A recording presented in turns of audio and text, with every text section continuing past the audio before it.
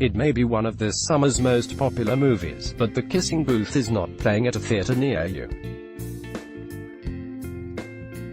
Netflix released the teen rom-com on its streaming service with little fanfare in May, and it quickly swelled into a stealth sensation.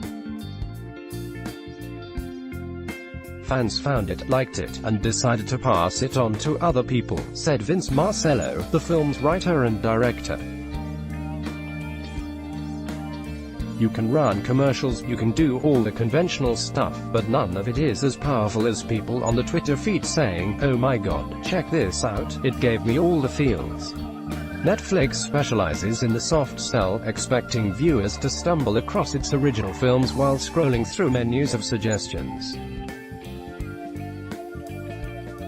"We weren't aggressively marketing the film," said Ian Bricker, the service's director of independent film.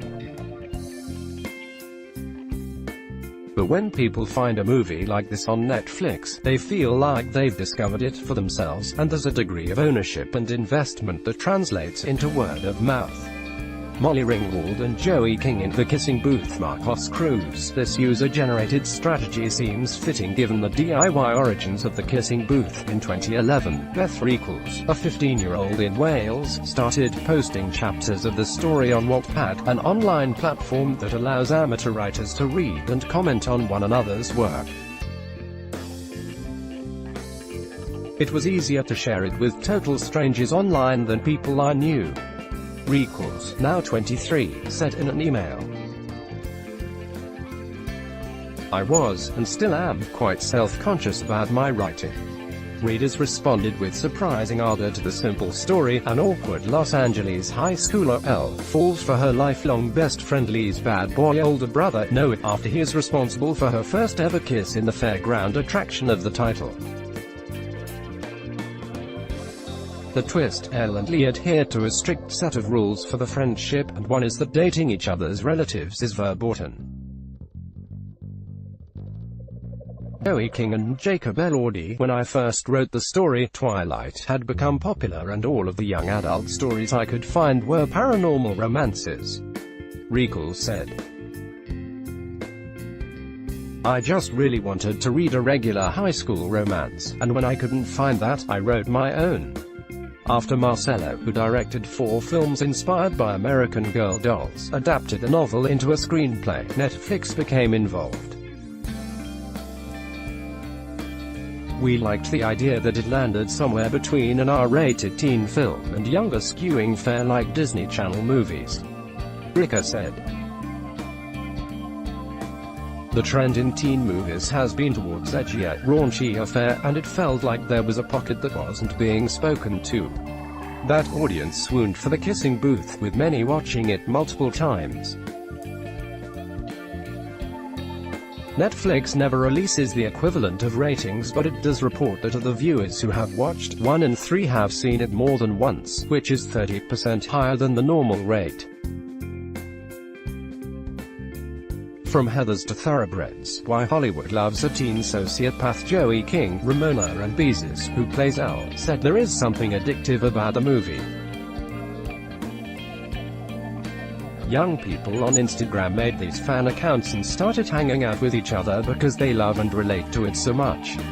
The movie has resonated with an older audience as well, Marcello said. "They're making comments like, 'I'm not sure why I should be admitting this online, but I've watched this movie 6 times, and I'm 42 years old. Oh God, help me. That was part of the plan all along.'" Marcello intended The Kissing Booth to be a nostalgia-evoking homage to the teen comedies of the 80s and 90s. So he cast the Brat Pack queen Molly Ringwald as Lee and Noah's mom and used a cover version of "Don't You Forget About Me" from the soundtrack of The Breakfast Club, in a prom scene. Brat Pack, Judd Nelson, Emilio Estevez, Ali Sheedy, Molly Ringwald and Anthony Michael Hall in John Hughes' 1985 film The Breakfast Club. Universal. The John Hughes films and movies like 10 Things I Hate About You were formative for me, Marcello said.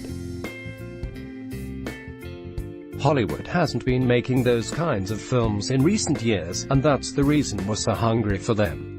Not everyone has devoured The Kissing Booth with this kind of enthusiasm, however.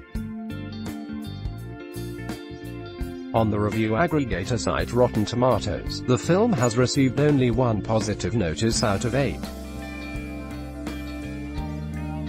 IndieWire slammed it as a sexist and regressive look at relationships that highlights the worst impulses of the genre. The movie's star shrugs it off. The problem with critics, not to bash on them, is that when they're watching a movie, they're looking for very specific things, King said. They're forgetting what it's like to watch a movie and not have to think about how happy you feel.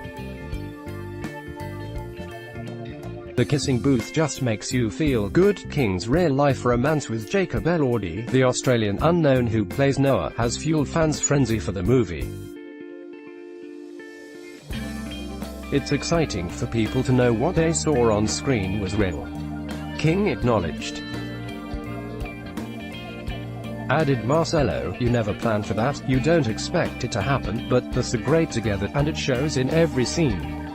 Joey King stars in the hit rom-com Marcos Cruz. The actors' off-screen chemistry has also raised the profiles online, where they have posted pictures of themselves canoodling. Since the film's release, King has gone from 600,000 to 5.4 million followers on Instagram, while Elordi's fan base on the same platform has skyrocketed from 15,000 to 4.8 million.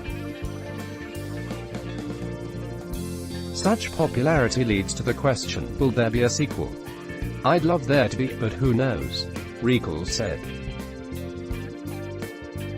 I know all the fans of the movie and the book would like one. On Wattpad, Reekles has posted The Beach House, which she describes as a novella to my book The Kissing Booth, and follows Lee and Elle over the summer. If that happens, the writer might finally make her first ever trip to Hollywood.